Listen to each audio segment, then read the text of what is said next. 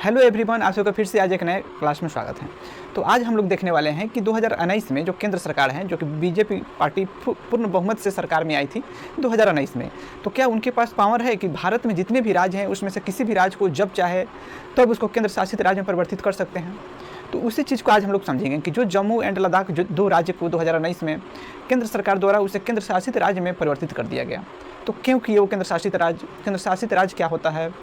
आखिर केंद्र शासित राज्य करने से वहाँ की जो पुरानी घटनाएं थी क्या वो रुक जाएगा, वो सभी चीज़ हम लोग काफ़ी कम समय में देखने का प्रयास करेंगे। और हम अपने तरफ से चाहेंगे कि काफ़ी बेहतर से आपको हम बताने का भी प्रयास करें कि आखिर यहाँ पे क्या हुआ था। तो जो जम्मू कश्मीर और लद्दाख का जो क्षेत्र है हमारे भारत का, ये हमारे उत्तर भारत का क्षेत्र है। जो मैप पर आप देख सकते हैं कि यही हमारा उत्तर भारत है, एक साइड लद्दाख है और एक साइड जम्मू है। यह क्षेत्र 1947 से ही विवादित रहा है और अभी तक ये विवादित ही है। विवादित यहाँ पे होने का कारण है कि यहाँ पे कुछ पड़ोसी देश द्वारा यहाँ पे कुछ क्षेत्र को अधिकार किया गया और वहाँ पे आतंकवादी घटना यहाँ पे लोग ज़्यादा कराते हैं, जिसके वजह से यह क्षेत्र अशांति का एक उदाहरण बना हुआ है, जिसके वजह से भी यहाँ पे धारा 370 लग गया और बहुत सारी चीज़ें यहाँ पे पाबंदी भी है। तो यहाँ पे क्या हुआ, जैसे 2019 में बीजेपी पार्टी पूर्ण बहुमत से सरकार में बनी तो उनका घोषणा पत्र ही था कि हम जम्मू एंड लद्दाख को आतंकवाद से मुक्त करेंगे और यहाँ पे जो भी लोग हैं उनको एक शांति व्यवस्था बनाए रखने में काफ़ी हम सहयोग भी करेंगे। तो उन अपने वादे के मुताबिक तो सही किए कि जो ये क्षेत्र विवादित था तो वो समझे कि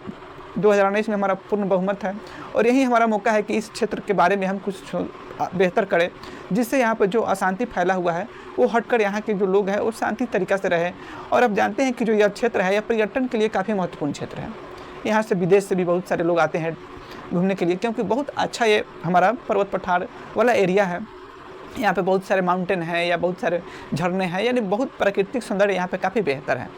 उसी को लेकर जब यहाँ पे शांति बना रहा तो केंद्र सरकार ने क्या सोचा कि अगर इस क्षेत्र को हम केंद्र शासित बना देते हैं तो यहाँ पे जो आतंकवादी घटना या पहले जो अशांति का माहौल बना हुआ है वह कुछ कम होगा, क्योंकि डायरेक्ट हमारे द्वारा इस पर प्रत्यक्ष रूप से नियंत्रण हो जाएगा इस क्षेत्र पर। तो हमारे भारत में क्या है कि एकात्मक व्यवस्था है, यानी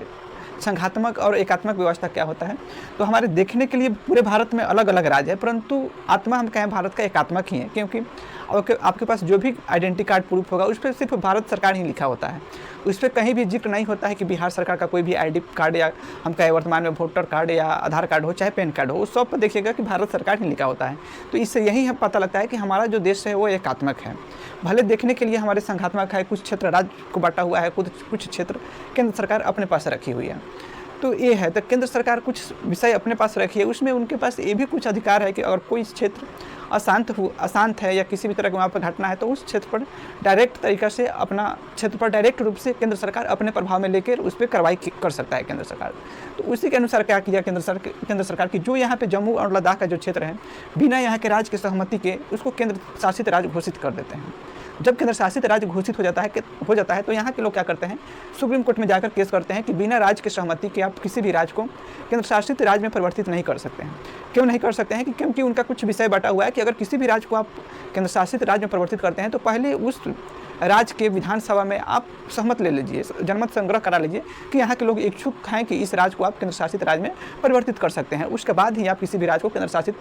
राज्य बना सकते हैं। तो केंद्र सरकार ने तो यहाँ से किसी भी तरह के बहुमत नहीं ली थी, जिससे यहाँ के लोग सुप्रीम कोर्ट गए, परंतु सुप्रीम कोर्ट में इस बात को भी रखा गया और बीजेपी के कुछ नेता को भी यहाँ पे रखा गया, इनके कुछ वकील भी रखे अपनी बात को। तो वहाँ पर यही बात रखा गया कि जिस क्षेत्र को हम केंद्र शासित राज्य बनाए हैं यहाँ पर पहले अशांति का माहौल बना रहता था, यहाँ पर पहले आतंकवादी जैसी घटना काफ़ी अधिक देखने को मिलता है, और जब से हम इस राज्य को केंद्र शासित राज्य में परिवर्तित किए हैं तब से यहाँ पर शांति का माहौल बना हुआ है और किसी भी व्यक्ति को कोई परेशानी नहीं है। इसलिए इस क्षेत्र को हम बिना राज्य की सहमति के हम इस क्षेत्र को केंद्र शासित राज्य एजेंट लोग थे, उनका कहना था कि जब से हम इस क्षेत्र को केंद्र शासित राज्य में परिवर्तित किए हैं तब से यहाँ पे शांति का माहौल है और जो आतंकवादी घटना पहले घटित होता था वह आज के समय में बहुत कम है, यानी 9 के बराबर है। इसलिए हम इस क्षेत्र को बिना राज्य की सहमति के बावजूद भी हम इस क्षेत्र को केंद्र शासित राज्य में परिवर्तित किए हैं।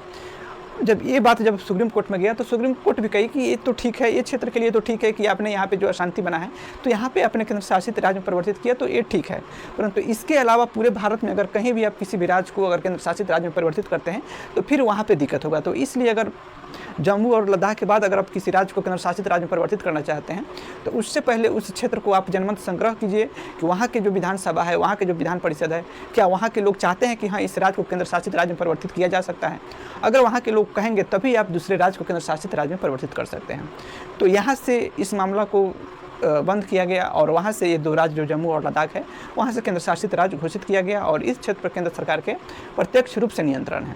जिससे यहाँ पे कुछ पुरानी जो घटनाएं अधिक होती थी वो आज के समय में सिर्फ 9 के बराबर है। तो यही है कि इस क्षेत्र को केंद्र शासित राज्य बनाने की उद्देश्य कहें तो यही है कि इस क्षेत्र को शांति तरीके से शांति व्यवस्था बनाए रखने के लिए ही इस क्षेत्र को केंद्र शासित राज्य में परिवर्तित किया गया है। तो बाकी आप इस राज्य से क्या समझते हैं, क्या होना चाहिए, क्या पहले ही केंद्र शासित राज्य में परिवर्तित हो जाना चाहिए, आप क्या सोचते हैं? आप अपना राय भी इसमें बताना मत भूलिएगा। अब इनके लिए हम विदा चाहते हैं। जय हिंद, जय भारत।